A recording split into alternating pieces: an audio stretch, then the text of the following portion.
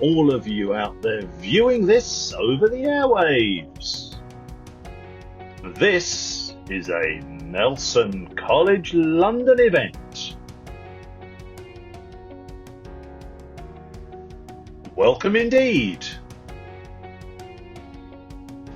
This is our interactive exhibition on managing accommodation services. Interactive because we're going to bring it to life with a series of animations. So you'll need both your eyes and your ears. Even better, we have a free, without charge giveaway for all of our viewers. More on that later. This video has been created by Nelson College London's Knowledge Exchange Centre. I'm your presenter today, and my name is Bruce McLaughlin. There are, of course, many different types of hotel bedroom, but just like a car, they all have things in common. All cars have a body, four wheels, and an engine. Hotel bedrooms are just the same. They all have a bed, a bathroom, and a wardrobe. With cars, the difference is the specifications and the quality. Aircon, sat-nav, parking sensors, for example, and of course, the materials that the car is made from. Plastic, carbon fibre, chrome, polished walnut. You can picture it, can't you? It's exactly the same with hotel bedrooms. The decor, the carpets, the beds, the furniture, these can vary dramatically in terms of quality. And the specifications too. Is there a tea tray? Does it have china cups or paper cups? What's the quality of the tea like? I'll talk a bit more about that later. But for now, let's dive in. We will be covering several areas during this video. Firstly, we'll take a look at linen inventories.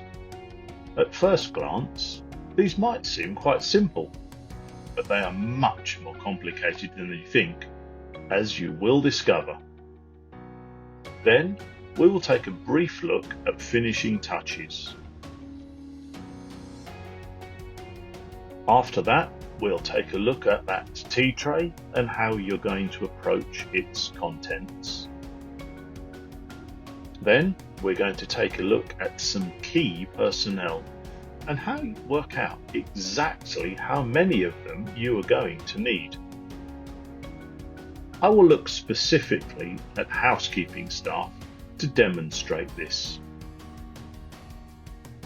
After that, we will acknowledge the different types of cleaning materials and chemicals that you might need. Lastly, our exploration will conclude with a consideration of preventative and reactive maintenance.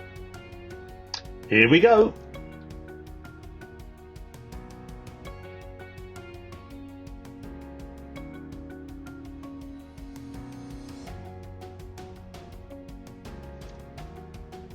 For this section of the video, we're going to look at linen inventories. If you're running a seaside hotel, where your guests stay for a week or 2 weeks, then working out your linen inventory is pretty straightforward. One set on the bed, one set in the wash, one set in the linen store. So, 3 sets of linen per bed. That's pretty easy. What if you're a city hotel, catering for business people, and therefore with a need to change the bedding each day? We're going to focus on that today because you will be stunned how many pillowcases you are going to need. So here's our double bed, and it's going to need 4 pillowcases.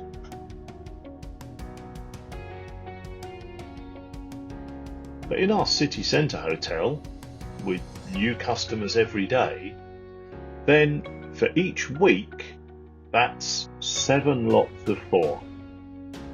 So that's 28 pillowcases. And even if we work on the very simple principle of 1 set on the bed, 1 set in the wash, and 1 set in stock, we multiply that by 3. So that's 84 pillowcases. 84 pillowcases, and that's just 1 bedroom. Using that same logic with sheets, we have 2 sheets on our bed, a top sheet and a bottom sheet. So that's 14 sheets for the week. Using our 1 on, 1 in stock and 1 in the wash principle, that's 42 sheets.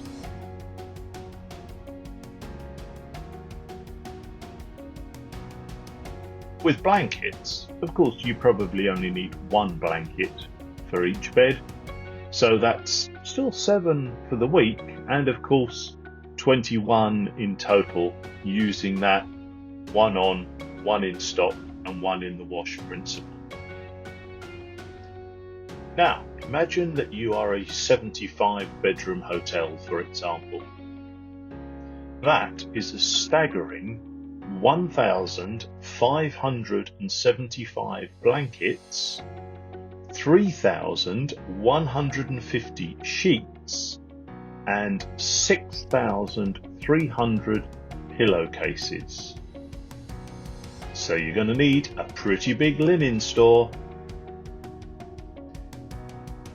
Talked earlier on about that giveaway that we're going to be letting all of you have access to. It's a little calculator to help you work out exactly how many sets of linen you really are going to need. More on that shortly. Just like quality and specifications, those little finishing touches can make all the difference too. I'm sure that in your travels you will all have seen some of these highly creative sculptures, and they are simply made using a guest towel as the sculptor's material. They're simple but eye-catching, and they truly do add to that sense of welcome.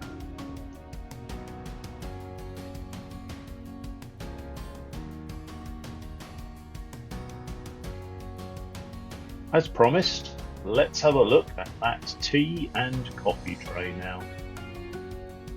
Your first decision, of course, is, are you going to have one or not? Most guests now expect to find a tea and coffee service in their bedroom when they arrive. It's quite rare now that hotels don't offer them. But the real question is, at what quality level are you going to pitch your tea and coffee tray?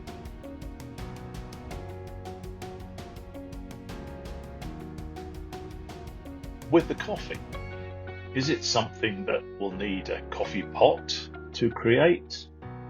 Or are you going to go to the simple but highly effective coffee sachets?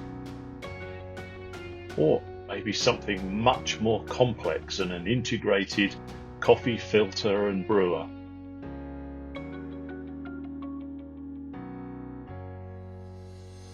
It's a similar question with tea. Are you going to go for tea leaves and a teapot? Or are you going to go for one of the luxury branded tea bags?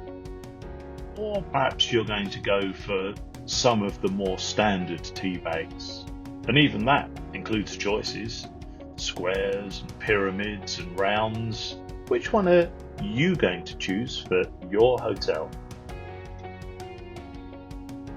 With the milk, are you going to go for the simplicity of the milk jigger with its ambient storage? Or are you going to go for fresh milk, a milk jug, and something that requires refrigeration? Your choice again. And with the sugar, where are we going to go with that? Are we going to have our simple sugar sachets? Are we going to have a bowl of sugar? Or are we going to go for some really fancy sugar swirly sticks? Of course, whatever you do has to be equitable. So, if you went for coffee sachets or sticks, then do the same with the sugar. But if you went for a fancy coffee brewer, then don't spoil it with tatty tea bags or cheap sugar sachets. Make sure that the quality level that you set is even throughout all the things that you do in your hotel bedroom. Otherwise, all you do is confuse your guests. Is it quality or is it not?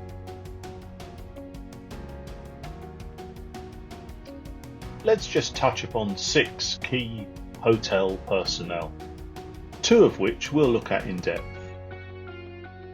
We're going to have a real in-depth look at our housekeeping personnel shortly. Secondly, there's the question of security. Who is going to be looking after both the hotel property and indeed the guest's property? Thirdly, there's our maintenance team. People who are going to look after those drippy taps and blocked drains and loose fittings. Real key part of your hotel personnel. In a larger hotel, you might have somebody who is specifically in charge of health and safety. That's of course the health and safety both of your guests and of course your own staff. A really, really big hotel might have a facilities manager. Finally, of course, you're going to need some form of supervisory and management structure. Somebody who's going to control every aspect of the hotel's operation. We're going to take a bit of time now to particularly explore the housekeeping brigade. Our first question, of course, is what size is the hotel? Or particularly, how many bedrooms do we have? Is it 4? 8?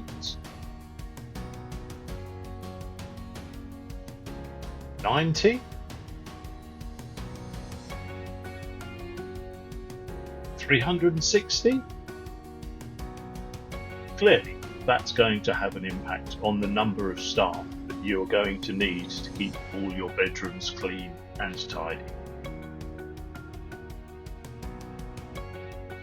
Your next decision is how much time are you going to allow for your housekeeper to clean each bedroom? 30 minutes? 45 minutes? 1 hour? Or even 2 hours? There will be a number of factors in making that decision. Firstly, of course, the size of the bedroom itself. Secondly, the amount of things that you have in that room. Thirdly, the quality standard of your hotel. 30 minutes might be acceptable in a budget hotel, but if you're operating a luxury hotel, then probably 1 or even 2 hours would be appropriate. Let's have a look at the impact of those decisions depending on the size of your hotel. So if you're in that small 4-bedroom hotel, 30 minutes to clean each room and you've got 2 hours of labour. 45 minutes and it'll take 3 hours, an hour, and of course it takes 4 hours, and if you're allowing 2 hours per room, then that's 8 hours. And remember that a typical working day is usually somewhere between 7 and 8 hours.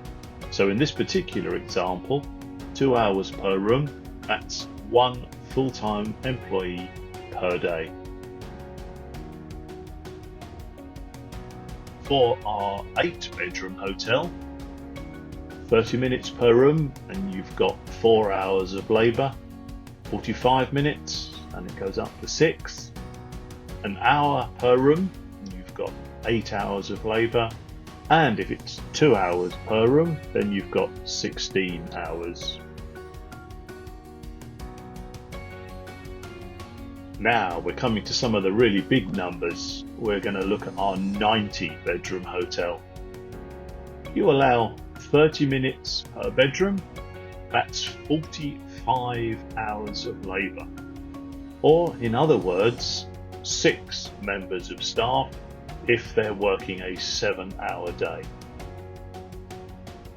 If you're going to allow 45 minutes to clean each bedroom, that's 67.5 hours of labour, or translated into team members, that's 10 members of staff. 1 hour per room, and you've got 90 hours of labour needed. That's the equivalent of 13 full-time members of staff. 2 hours work in each room, and you're looking at 180 hours of work, or 26 members of staff. Okay, I think you're getting the hang of this now. We've come to our 360 bedroom hotel.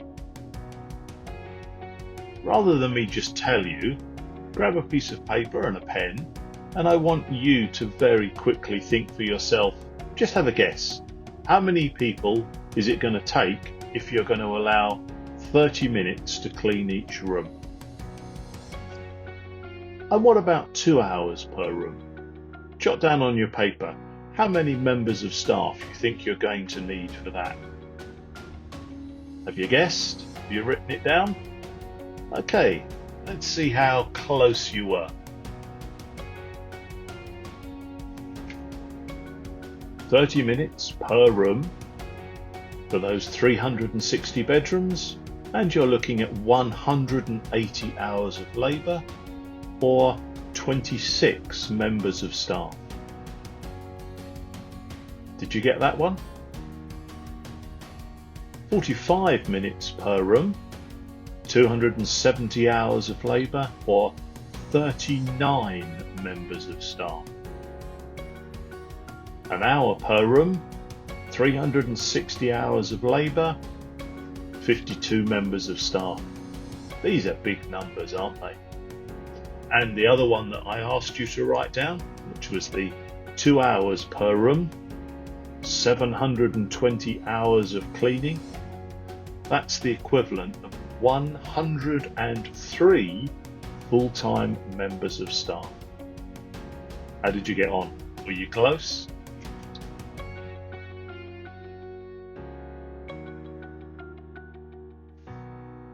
One other complexity for you to consider, of course, is that it's not as straightforward as just simply saying, right, that's the number of members of staff that I need. Because, of course, mostly people won't be working 7 days a week. Most of us want a day or two off at least in a week. So if you're operating a service 7 days a week, then you actually need 140% of your staffing need, so that you can cover those 7 days rather than just working out figures that we had on those previous slides. Similarly, you have to consider things like holiday, other absences, and staff sickness. So for a typical employee, you might add another 4 to 6 extra weeks of cover to that. So suddenly your 103 staff becomes even more than that. What an expensive labour bill that hotel must have. I hope that this little walk through the housekeeping section has helped you to really consider how important it is when you are thinking about staffing levels. Not enough staff, of course, you'll never get all those bedrooms cleaned. You're going to have dissatisfied guests, they'll be writing bad reviews about you on TripAdvisor, and you'll start to lose business and lose bookings. But of course, too many staff and you're simply wasting money because you're paying for more staff than you actually need. So it really is important for you to sit down and think long and hard about exactly how many staff you're going to need, how you're going to cover sickness and holiday absence, and really take some time over that. Because as you can see, make a mistake and it could be a really expensive one.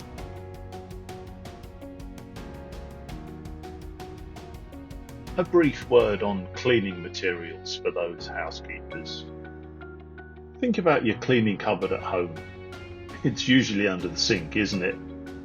And think of all the things that you have in it. Well, you're going to need that and so much more in your hotel. The list might include bathroom cleaner, glass cleaner, sink unblocker, limescale remover, floor cleaner, polish, washing up liquid, chrome polish, toilet cleaner, disinfectant, especially at the moment, detergents, and of course you're going to need things like air fresheners, and then you're going to need all the tools to use all of those chemicals. You'll need vacuum cleaners, mops, buckets, cleaning cloths, dusters, scourers, toilet brushes. The list really does go on, doesn't it? I probably missed a few. Can you spot any that I missed? For the last part of this exploration of the hotel bedroom, I just want to talk briefly about preventative maintenance.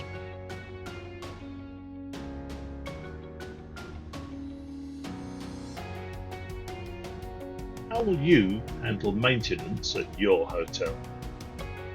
Will you wait for the guests to complain about a blocked drain or a loose fitting and then fix it? Or will you have a program of preventative maintenance so that you never receive any complaints from your guests? Here are just some of the things that you're going to have to think about. There's that all too common problem of dripping taps. Then there's the nightmare of the blocked drain. With the amount of use that your hotel bedroom is going to get, the build-up of limescale can be a real problem. Then you've got all of those light bulbs. Somebody has to check that none of the light bulbs are blown, and if they are, replace them. There are light switches and plug sockets. Are they firmly screwed to the wall? Are they effective? Do they click on and click off nicely? And with the things that plug in, are they well maintained? Have you done the annual safety check? Is there any risk of loose wiring? There are door hinges and drawer runners that over time can become loose. There are all those fixtures and fittings, particularly things like towel rails, toilet roll holders. They get so much use, it's very common for those to become loose and to rattle and to be loose against the wall. There are simple things like the remote control for the TV. Periodically, that's going to need new batteries in it. Then, of course, there are longer term problems such as frayed or worn carpets. Over time, of course, even the paint and the wallpaper is going to need some form of maintenance. Paintwork can become chipped, wallpaper can start to peel. Lots and lots of stuff for you to consider. That was a real quick walkthrough. Have a moment to think to yourself, what exactly have we missed? Because there's a few other things in that room that are also going to need maintenance over time. Make yourself a little list. Think about the things you have to do at home. And there's only 2 or 3 of you living at home. In the hotel, imagine how much more wear and tear everything is going to get. I mentioned earlier our little freebie for you, your linen requirements calculator. In the text below this video, you'll find a link through to the calculator. Just click on that and it will take you to our SharePoint drive. If you visited this drive before to download perhaps some of our amazingly useful KEC mini guides, then you'll get straight through. If this is your first visit to the page, then you will be asked to request access by clicking a link. That's usually a very quick process and you will only need to do it the once.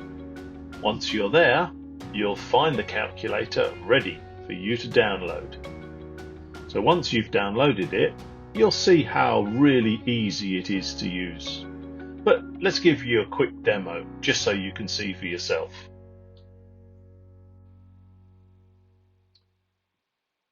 So here's the calculator. All you have to do to operate it is to answer a few very simple and straightforward questions. First of all, there's the section about your hotel. So in the top box, how many bedrooms do you have in your hotel?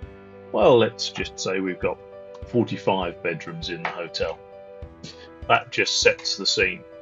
So within those 45 bedrooms, how many of them have double beds? Let's use the example of 40 double beds. And then how many single beds do you have? Maybe we have 5 single beds.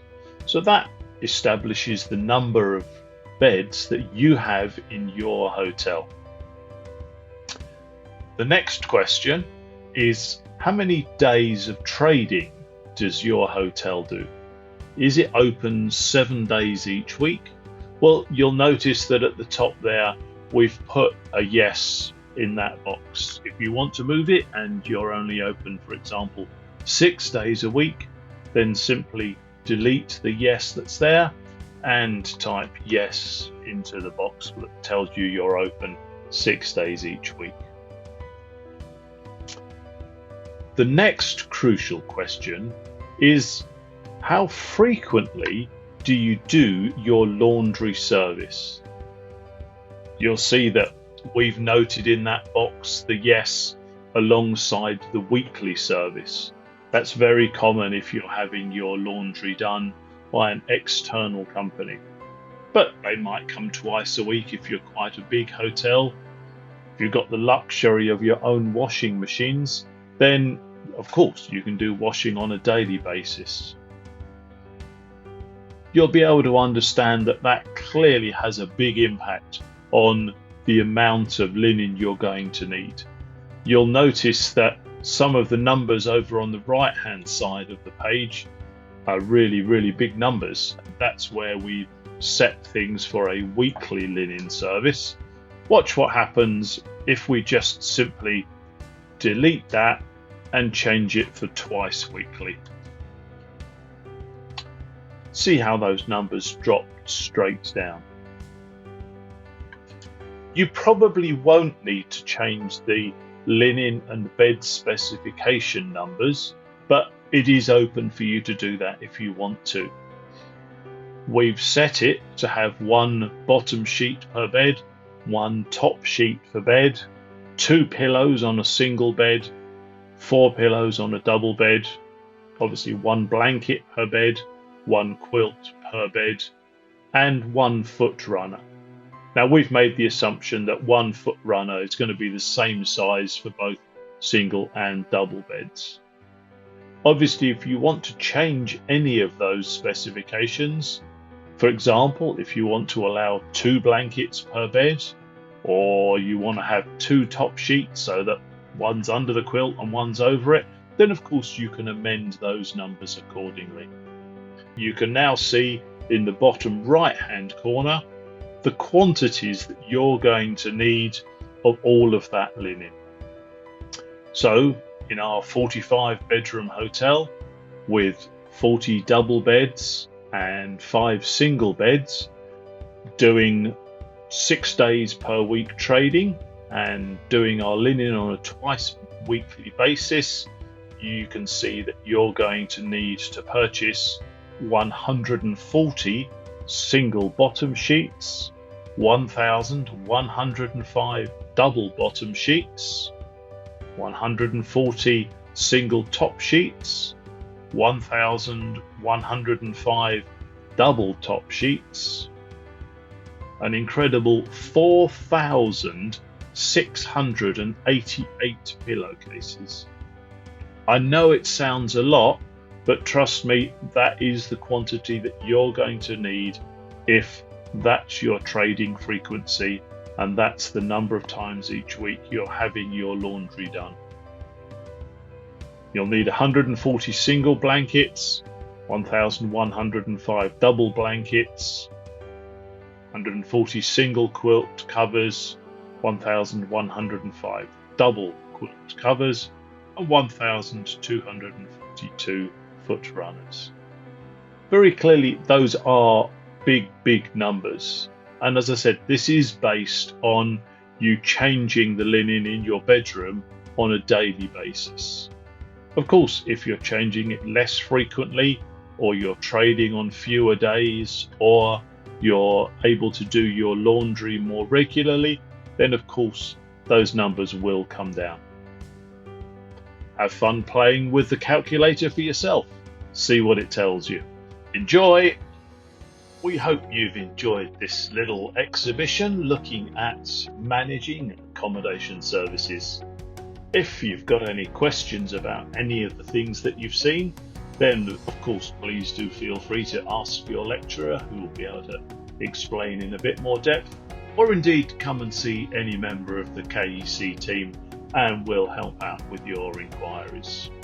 Enjoy the rest of your day and look forward to seeing all of you very soon for another one of our KEC informative workshops.